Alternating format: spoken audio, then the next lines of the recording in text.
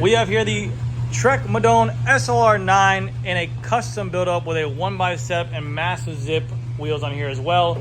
This is coming in with pedals, cages, Garmin on the mount, and rear, very lightweight, 16 pounds, 15 ounces, and 7.68 kilos. Very impressive. Stay tuned for a video for after the video with 858 wheels. We have here, guys, a custom-built 2023 Trek SLR 9 Madone here.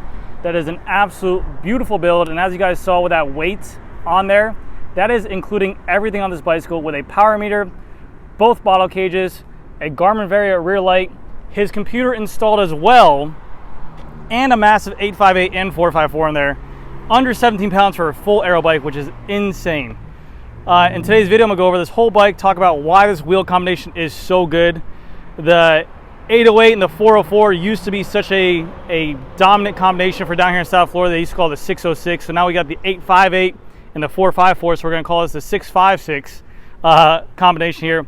But this bike is pretty much as close as you can get to a TT bike without having the aero bars on there. One thing I will say, Trek makes a beautiful aero bike.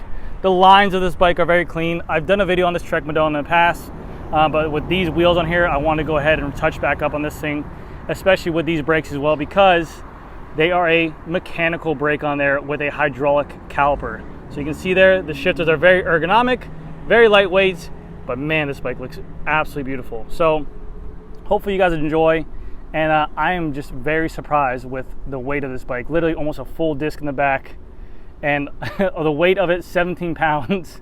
This is a size 52 Trek Madone, and this is a 40 millimeter handlebar and a 90 stem as well. But man, to get that weight with literally a 1030 Garmin on there, the light on there and everything, really crazy. He's coming off of Bontrager RSL 51 wheels, but he wanted to try out something that's a little bit more aero and a little bit more continuous on the road.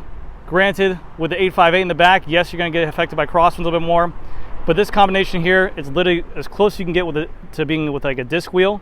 And because we're so flat and because this bike continues to speed so well, you want that rolling momentum, you want that deep dish wheel, you want to take away as much free space you can here without having the side effects getting blown around. So absolute beautiful bike. So starting off with the cockpit on here, we have Trek's own Bontrager one-piece bar and stem. That's a Madone bar. It even says on here that is custom made, proprietary for this bicycle. We have a 400 millimeter bar width, which is very narrow, and a 90 millimeter stem length on here as well with a proprietary out front Bontrager mount. For the shifters on here, these are the 12-speed axis shifters, but they are the mechanical version.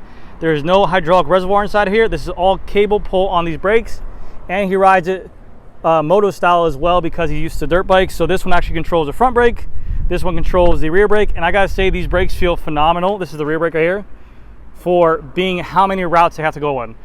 I made a video in the past talking about why the industry went to disc brakes, and this was my take on it. It definitely was allowing the companies to be more have a better imagination with the bikes. With a cable actuated brake that has a housing and a mechanical cable on here, there are worries because of the fact there's so many sharp bends going through the handlebar, through the stem, down to the headset, through the bearings, through the fork, all of this bits and pieces, where there can be a ton of hang-ups and the brakes might not feel as bad. Whereas if you have a hydraulic hose on there and it's just fluid, you can put whatever kind of bend or kink you want to that thing and it's still going to feel just as good as just a fresh brake. So that was my whole thing on there. But obviously with the hydraulic disc brakes, there is a weight penalty. These will kind of be in between a rim brake and a hydraulic disc brake bike. These are a little bit smaller ergonomics. This is like old school SRAM pretty much. Smaller shift hoods, but also a lighter weight as well. But in terms of the components, it's the exact same components as you get on a 12-speed Axis HRD. So going down to the front of the bike, we have here pretty much slammed, or it is slammed on there. We have the Trek Madone logo on the front, and then the massive, pretty much aerofoil shapes on the fork. Huge fork on there to make it as aero as possible.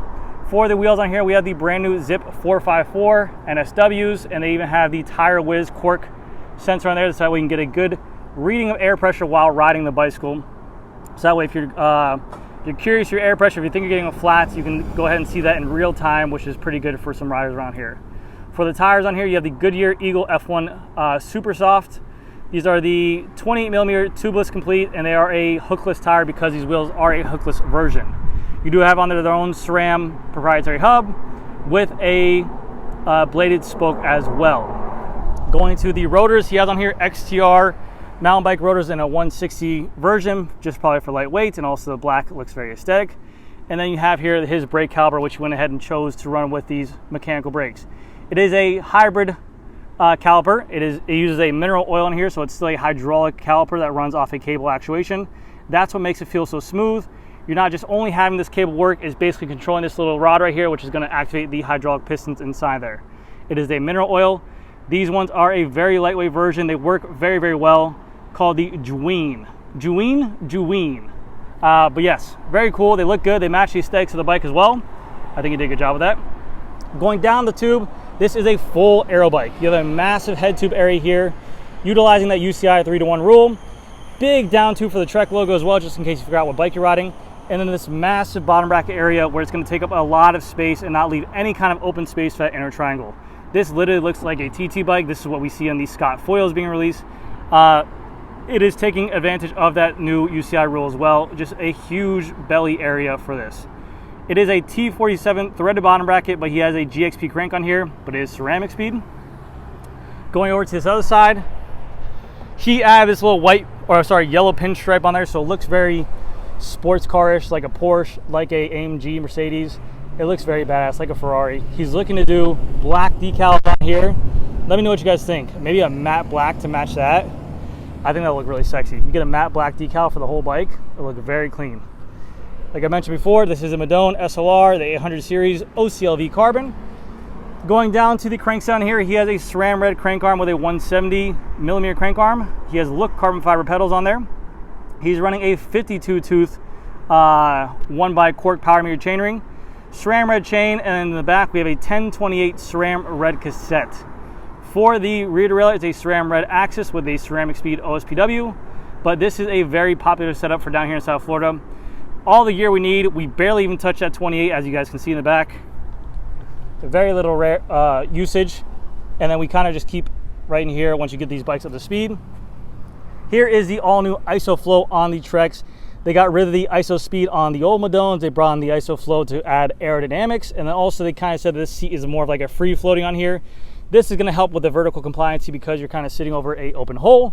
They call this Trek butthole. I really like the look of it. A lot of people were dogging out when it first came out, but again, I said at the end of the day, it's a bicycle. What more can you do to bikes? And this little kind of ISOFlow, I like it a lot. It looks very clean.